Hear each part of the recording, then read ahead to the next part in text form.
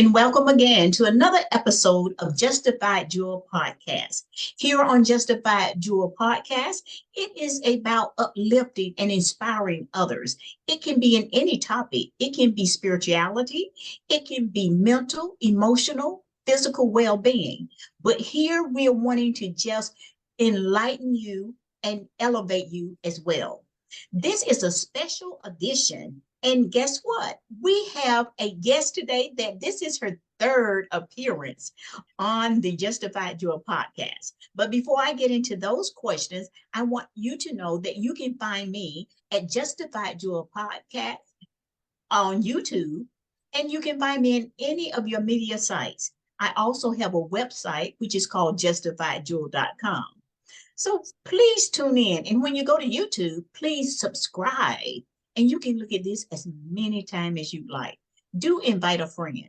So guess who that guest is for today? None other than Jennifer Bledsole from Fayetteville Tech Community College. Welcome again, Jennifer. Good afternoon. Well, thank you so much. It is such an honor and a pleasure to be here today. Yes, and we're going to step right in because it's called making a difference. And what that really means is to differentiate between one thing or another, or to something that is unusual. But the thing is, we need to know that no matter where we are, work, play, or whatever, we can make a difference. So Jennifer, my first question to you is, what is the greatest impact that you believe that you've had to make a difference on your students? Today was the first day of class, and it was such a beautiful day. My first and only face-to-face class was 40 students in a room that holds 40 students. So we were packed in like sardines. But we started this relationship. Making a difference has got to start with having a relationship with the people that you want to make a difference with. No one knows how much you care unless they see that. They need to see that. And so I feel like when you're making a difference, you've got to let them know that, you know, you're a partner with them. You're a partner with them in their journey. You're a partner with them in any troubles that come up, that you want to be there and you want to help them. And I feel like, and I told my students today, I said, if you don't have anybody on your side, I'll be on your side. And if you do have people on your side, then just add me to the crew. I will be another one, and I will be a resource for you. I want to see success. And I think when people know that you're genuine about that, then that's how you can start making a difference. And what stuck out to me that you were saying is that you have to be intentional. You're wanting to be intentional with that. And I can say that, Jennifer, you, in seeing you in different areas, sometimes I truly believe that we can make a difference when we don't even know that light is shining. So that is the reason why we have to be on what we call our Q's and P's, P's and Q's, so that whoever is watching us, because people are always learning from what you say and what you do.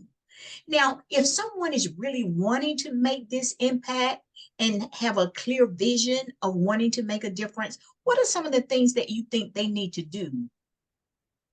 I think the first thing that you need to do is to sit down. I mean, they have little quizzes you can take for this, like where your talents are, where your natural talents are.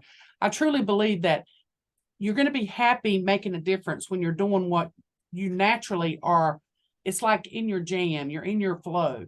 And so to sit down and really sit down, what are things that really mean a lot to you? I talked to a lady today, and her passion is helping the homeless. And she's worked for the state of North Carolina for 28 years.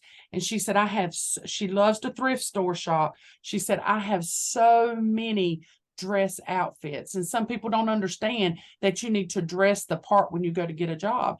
And so she wants to help with that.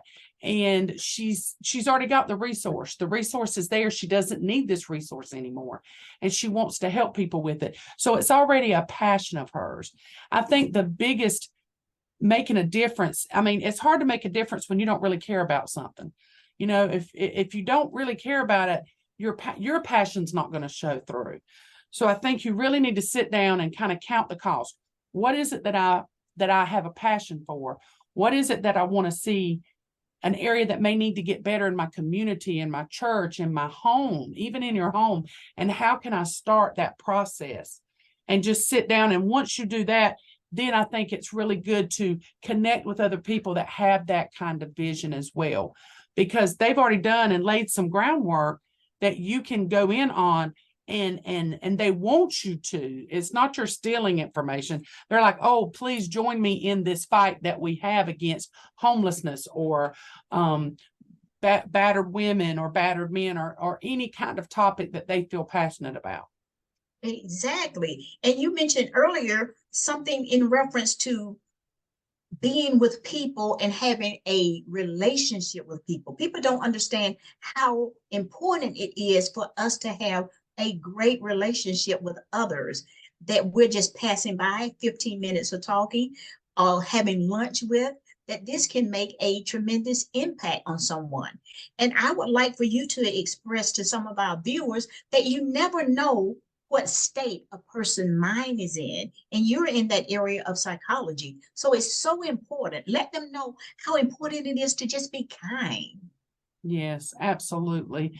I think, you know, I was talking to some individuals this afternoon about what would you do in this situation, like if somebody was very upset and came to you very upset. And I thought, well, I've been doing this for 25 years. First of all, I acknowledge that I feel that they're hurting. I feel that they're experiencing this. No emotion is invalid. You can't invalidate someone's emotions. But then you can say, but let me help you in any way I can. Yes. I don't know, like I've lost my mother. You may have lost your mother, but that pain was experienced differently. And so I think just being open to, I don't know, because sometimes people say, well, I know what you're going through. You don't know what I'm going through. Exactly. No one knows what you're going through except for, I believe, one man, and his name is Jesus. So the rest of us were like, I know what it was like for me to lose my mom, but I don't know what it was like for you to lose yours. So I think being understanding, like we all experience things so differently. When it comes to my son-in-law, my daughter are married, and when they had all the riots in Fayetteville, I didn't understand what he was going through.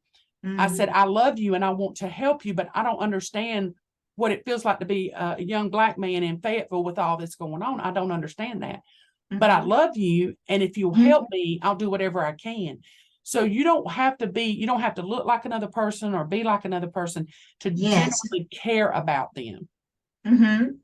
Yeah, and that clarity is there, and your intentions was put out on the table to say, I'm here for you. So you tell me exactly what you're needing from me.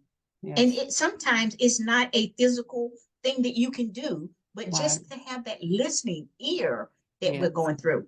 The world is in a turmoil, but we don't get enough credit for the people that are doing good things. We're always hearing the bottom of the barrel. We're hearing the negative news.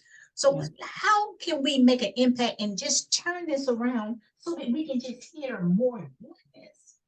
Yes. Well, I think you have to seek it out. Like, you don't have to seek out bad news, do you? No. Bad news comes and like hisses in the face. I say good morning to my phone and it starts telling me all this bad news. I'm like, wait a minute. I didn't want that. So I think we have to seek it out. I think we have to be intentional. I love that word, that you have to be intentional about what you're listening to. So when you hear something that's positive, instead of gossiping about the negative you hear, why not gossip about the positive you hear? Let me tell you what I see going on here. I seen a police officer today, and he was playing ball with some kids out in front of some low-income housing.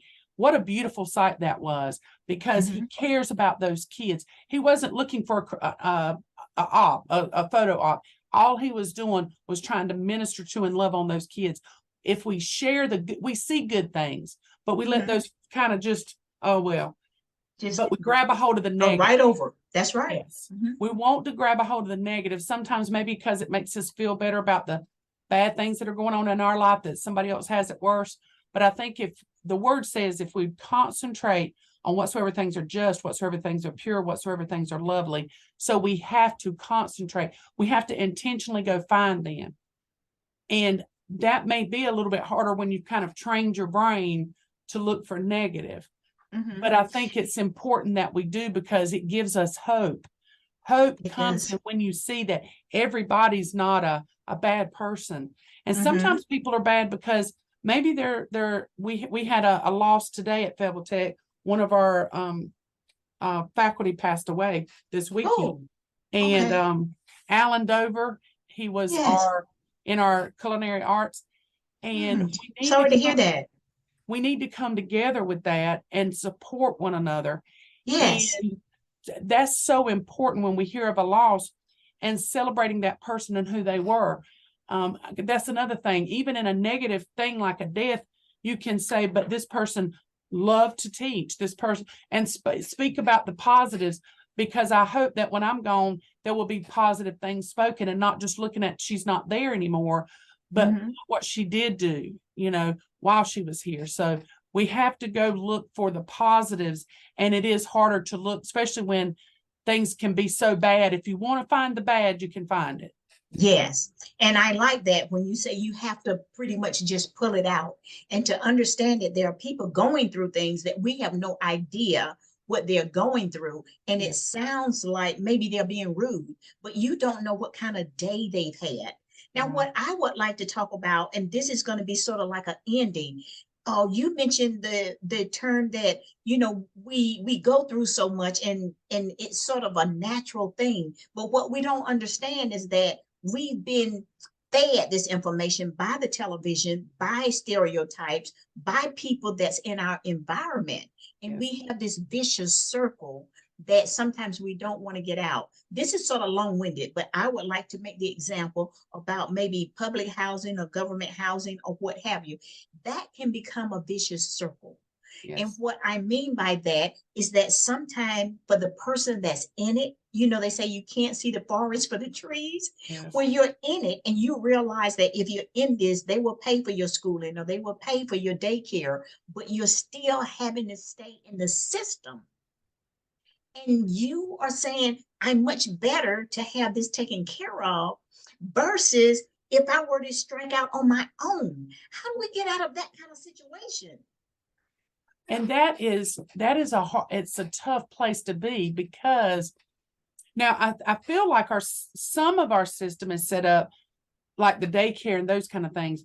Let's get you educated so that you can then move away from that, and you can provide for your family, and you can start building wealth, which most Americans build wealth by buying a home. So that's something that we can start doing, because we want to pass on to our children a little heads up, a little foot up. We don't want them to have to start at ground zero like some of us have had to do. So I think that's one thing. And I think that if we can help people to know that sometimes people give a handout because they don't want you rocking the boat, and they don't want you coming against whatever they feel like maybe you will have to be on their side on some kind of opinion.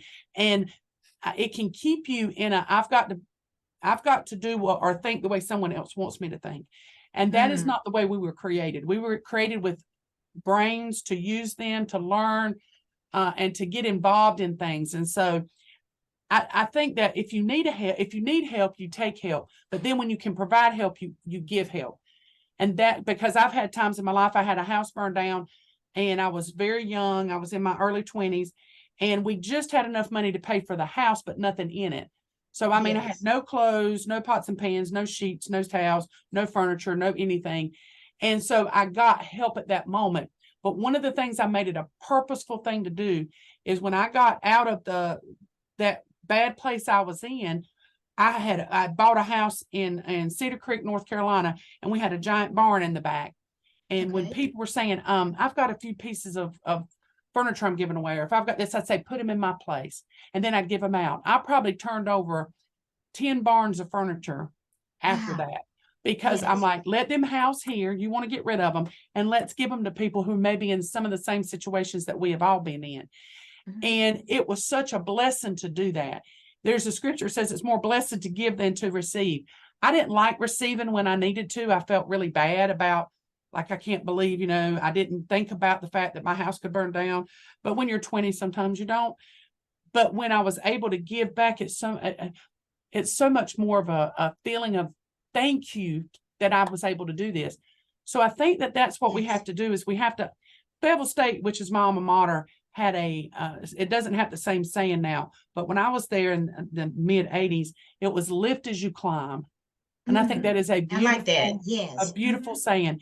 We don't stay wherever you're at. You may be where you're at because life circumstances, but then what you do is you're always moving forward to be better. And Yes. as you do, you're helping someone behind you. And it can be in word or in deed, because sometimes you just need to tell people you can do this. That is my goal as I'm teaching, to let people know you can do this. You've got this.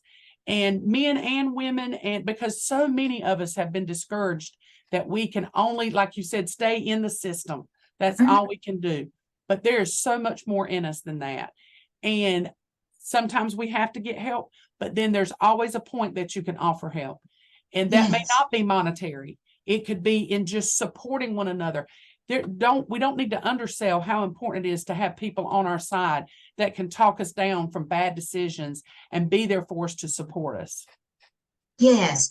And this has been a very short episode, but as I said from the beginning, that this is a special edition. And I call it that for the reason that I want to spread this word, and I want each one of us to reach one and to say, I want to make a difference in your life. How can you make a difference in someone else's life? Because we all have something to give, no matter how small it is. It can be so beneficial to another person that you didn't even realize. And if it's nothing but to be present and to listen effectively, that can be a very large gift. So I want to reach out and just say thank you again, Jennifer, for being here for my guest. And those words were very powerful, and leaving you with, you can do this. So until the next episode, I can tell you this, Jennifer is making a difference wherever she is. She is a light in light, and a light in darkness. So wherever she is, there's that smile on her face. And I'm saying, what is it I'm going to get from her today? So again, thank you, Jennifer, for being here. And I know that they got something out of this. And until next time, this is Justified Jewel Podcast, and we'll see you around. Don't forget, you can make a difference.